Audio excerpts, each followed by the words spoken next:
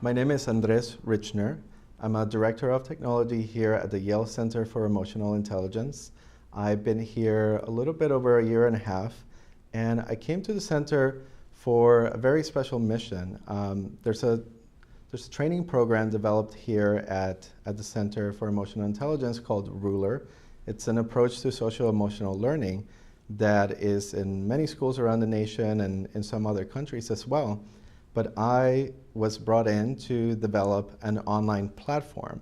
Now, this online platform we've just released 2 months ago as a beta. We're inviting the schools that have been trained in Ruler. But it's quite the challenging task for me and my team. The reason why it's challenging is that this platform is meant to bring together educational leaders from the district, from the schools, the staff and the teachers, and then for all of those people to train and help each other develop their emotional skills, and then be able to teach those emotional skills and model them to the students.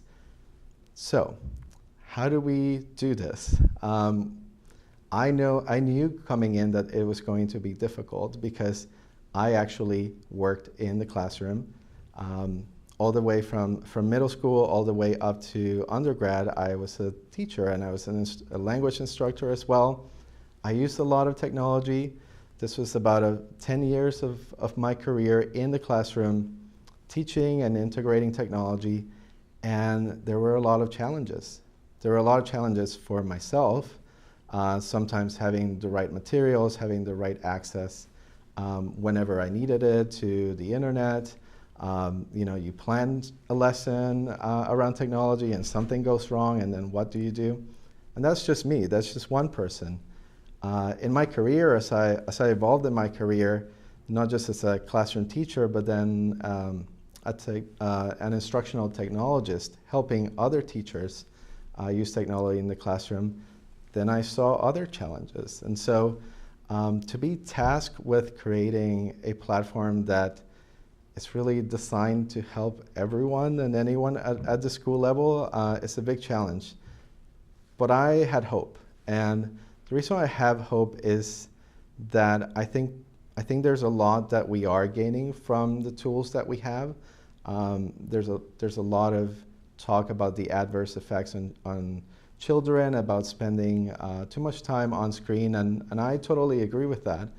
But the reason I moved from teaching in the classroom with technology to designing technological solutions for the classroom is that if we're not the ones involved, if we, the educators, are not the ones involved in shaping the new tools, then we're playing a secondary role. We're playing a secondary role to other interests that are going to tell parents, schools, what the best tools are. So I feel hopeful to be working not just as one former classroom educator in developing technology, but working alongside with other experienced educators in the field. I've had the pleasure of having colleagues like that in my career. I also think that we're at the beginning of a revolution like we were when the printing press came out. And so I feel like we're in this whiplash stage where there's a lot of information coming out. We don't know what to do with it. We don't know how to trust it. And I do believe it's going to take a while to figure out how we manage all that. But again, I want to be part of that effort of how we create better tools that can inform people. Some of the things that I'm really excited about that I've gotten an opportunity to work on this project called Ruler Online is working on an online version of the mood meter. So the mood meter is a tool developed here at the center where people can better learn how to plot their emotions along two axes, the pleasantness and energy. And we had developed an individual version of the tool a few years ago at the center, but now we have been able to create a group version of the mood meter.